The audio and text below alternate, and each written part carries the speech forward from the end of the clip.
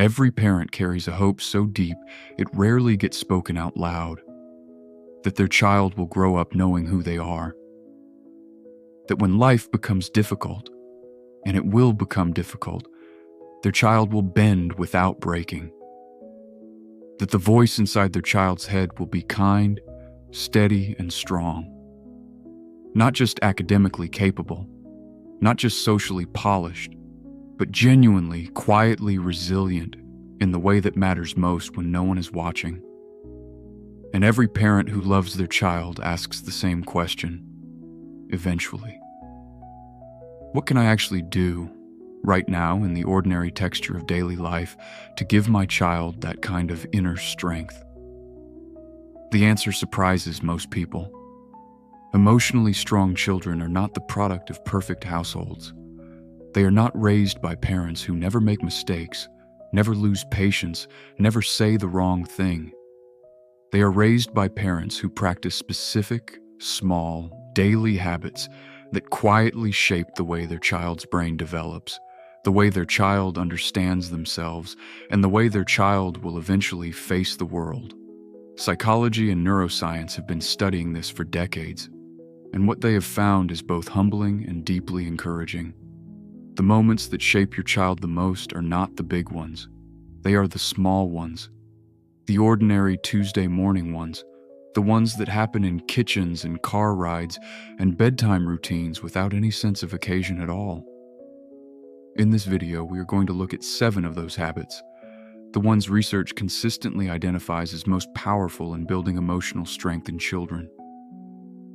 And the 7th one is the habit most parents never think about. But once you understand it, you will never forget it. Let us begin. 1. They manage their own emotional state first. The single most important thing a parent can do for a child's emotional development has nothing to do with the child. It has to do with the parent. Because children do not learn emotional regulation from being told to calm down. They learn it from watching someone they love regulate themselves in real time. When a child does something frustrating, breaks something, refuses to cooperate, has a meltdown in a public place, the parent's response in that moment is not just a reaction, it is a lesson. One of the most powerful lessons the child will ever receive about how a person handles difficult feelings. A parent who responds with escalating anger teaches the child's nervous system that difficult emotions lead to more difficult emotions. The child's stress response activates, their thinking brain shuts down, and what could have been a moment of learning becomes a moment of survival. A parent who pauses, breathes, lowers their voice, and responds with deliberate calm teaches the child's nervous system something entirely different. That feelings can be felt without being acted on. That pressure does not have to produce explosion. Developmental psychologists call this co-regulation, the process by which a child's nervous system borrows stability from an adult's regulated nervous system. It is not metaphorical, it is neurological. The calm parent is literally helping the child's brain learn to calm itself. This does not require perfection, it requires practice. The habit is simple and the results are profound. Before responding to your child in a charged moment, pause. 1 breath. Lower your shoulders. Lower your voice. Respond from the person you want to be rather than from the feeling that just arrived. Your regulation today is your child's self-regulation tomorrow. 2. They reach for connection before correction. When a child misbehaves, the instinct of most parents is immediate. Address the behavior. Correct what was wrong. Establish what the rules are and what the consequences will be for breaking them. This instinct is understandable, but it misses something important about how children's brains actually work. A child whose emotional state is dysregulated, who is upset, overwhelmed, embarrassed, or flooded, cannot access the learning brain. The part of the brain responsible for understanding consequences, absorbing lessons, and adjusting future behavior is simply not available when the child is in emotional crisis. Correction delivered to a dysregulated child does not teach. It lands as noise. Emotionally intelligent parents have learned to sequence this differently. Before they address what happened, they address how the child feels. Before they explain what was wrong, they make the child feel understood. This sounds like, "I can see something is really bothering you right now. Tell me what happened from your side." Or simply, "You seem really overwhelmed. I am here." Child psychologists call this emotional validation, and research is consistent that children who experience it regularly are not only more emotionally stable, they are more cooperative, more open to guidance, and more willing to acknowledge their own mistakes. Validation does not mean agreement. It does not mean excusing behavior. It means acknowledging the emotional reality of your child's experience before asking them to examine their behavior. Connection first, correction second. This sequence changes everything. 3. They build a home where imperfection is safe. There is a particular kind of emotional damage that happens quietly and accumulates over years. It does not come from dramatic events. It comes from the chronic, low-level experience of not feeling safe enough to be honest about who you actually are. A child who cannot admit a mistake without bracing for humiliation learns to hide. A child who cannot say, "I don't know," without being made to feel stupid learns to perform. A child who cannot express fear or sadness without being told to toughen up learns to suppress. And suppressed feelings do not disappear. They go underground. They shape behavior in ways that become increasingly difficult to understand and address as the child grows older. Emotionally strong parents build something different. They build homes where the full range of human experience is permitted, where a child can say "I was wrong" without losing the parent's respect, where "I am scared" is met with "I understand" rather than "there is nothing to be afraid of," where failure is treated as information rather than as evidence of inadequacy. Research from the Harvard Center on the Developing Child confirms what developmental psychologists have observed for decades. Emotional safety is not a luxury in child development. It is a structural requirement.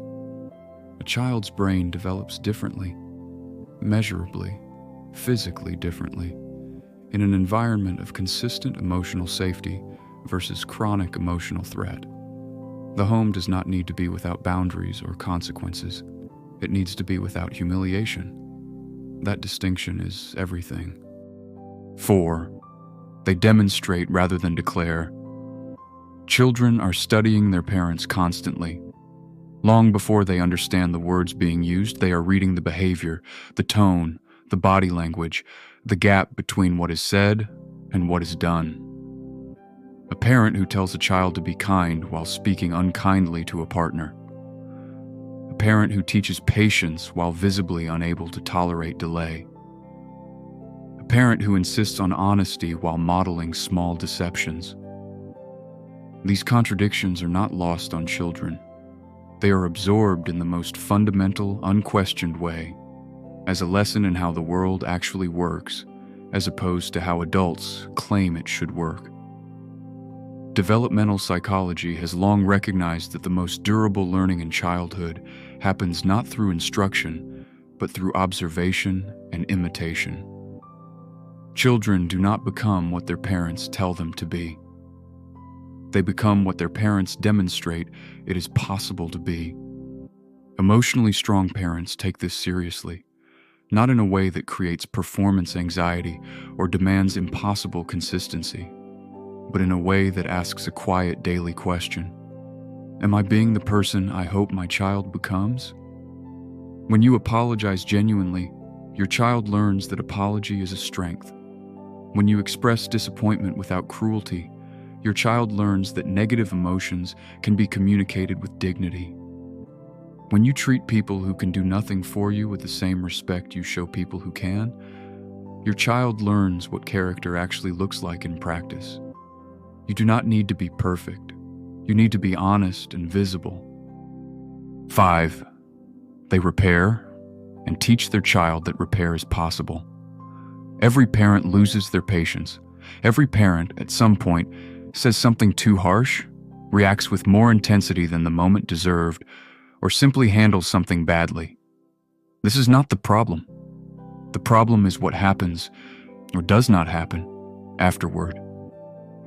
Most parents either pretend the rupture did not occur, hoping the child will simply move on, or they acknowledge it privately, without bringing it back to the child in a direct and honest way. Both approaches leave something unresolved in the relationship, a small residue of confusion and hurt that accumulates over time. Emotionally strong parents do something different. They come back. They name what happened. They take responsibility in language a child can understand. I reacted too strongly earlier, and I want you to know that was not fair. I was frustrated, but I should not have spoken to you that way. This is called relationship repair and attachment theory, and its effects on a child's development are significant and well documented. Children who experience consistent repair after relational ruptures develop a secure understanding of relationships, that conflict does not mean abandonment, that mistakes do not permanently damage love, that the people who care for us can be honest about their failures and still remain trustworthy. This is one of the most valuable things a parent can teach, not through a lesson, through a living demonstration. The repair is the lesson. 6. They invest in small moments consistently. Many parents carry a quiet guilt about not doing enough, not providing enough experiences, enough stimulation, enough intentional quality time. They picture emotional investment as requiring hours of dedicated presence and feel the weight of everything they cannot provide. Research offers a significant and genuinely comforting correction to this picture. What children need most from their parents is not extended duration. It is consistent quality in small moments. A brief, genuine conversation at the end of a school day. 5 minutes of undivided attention before bed. A shared laugh over something ordinary. The consistent small gesture of actually looking up from a screen when a child speaks. Developmental psychologists describe these as micro moments of connection. Brief, unremarkable interactions that do not feel significant in isolation, but that collectively form the emotional foundation of the parent-child relationship. Each one makes a small deposit into what researchers call the emotional bank account, the reservoir of security and trust a child draws from when life becomes difficult. The parent who is not always available but who is genuinely present in the small moments they do have provides something more valuable than the parent who provides hours of distracted proximity. Consistency matters more than duration. Presence matters more than time. 7.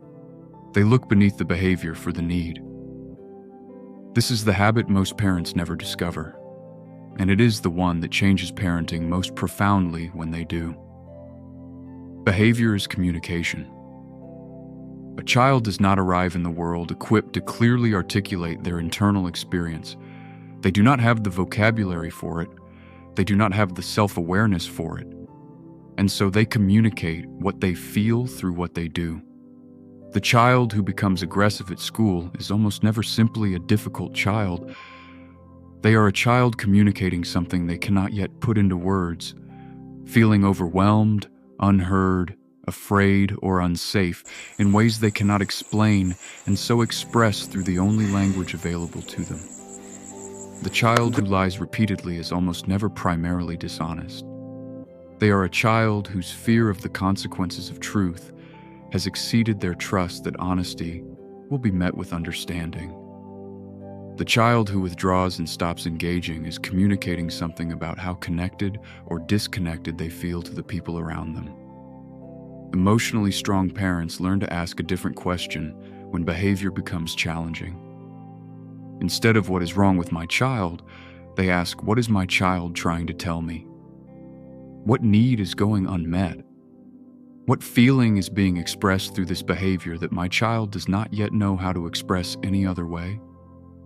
This shift, from judgment to curiosity, changes the entire quality of the parent-child relationship. The child who is seen beneath their behavior does not need to escalate it to be understood. The child who is responded to with curiosity rather than punishment learns, over time, that their inner world is safe to share. And a child who believes their inner world is safe to share with their parent has something that will protect them for the rest of their life. There will come a day when your child no longer needs you to tie their shoes, check their homework, or remind them to eat. They will walk out into a world that will challenge them in ways you cannot anticipate and cannot protect them from. And in those moments, the moments of rejection, of failure, of doubt, of pressure, they will not reach for a checklist or a strategy. They will reach for a feeling, the feeling of what it was like to be in your home, the feeling of what your voice sounded like when things went wrong, the feeling of whether they were met with understanding or judgment, with warmth or distance, with the patience that says you are worth my best effort, or the reaction that says my comfort matters more than your need. You are already shaping that feeling, every single day, in ways that feel too small to matter, and that matter more than anything else you will ever do. These 7 habits are not a performance standard. They are not a measure of how good a parent you are. They are simply a direction, a quiet, consistent orientation toward the child in front of you. Practice one of them today, then practice it again tomorrow, and trust that the accumulation of those small, ordinary, deeply intentional moments is building something in your child that no curriculum, no achievement, and no amount of success will ever be able to provide. A human being who knows they are loved. A human being who knows they can fail and recover. A human being who knows that the most difficult feelings are survivable because someone showed them. Every day, in the small moments, that is the work, and it is the most important work there is. If this video made you think differently about yourself or about someone in your life, then you're exactly the kind of person this channel was made for. We'll keep exploring the hidden psychology behind human behavior, emotional struggles, and the patterns most people never notice. Subscribe if you want to keep exploring with us. And remember, understanding people more deeply starts with learning to look beyond what's visible.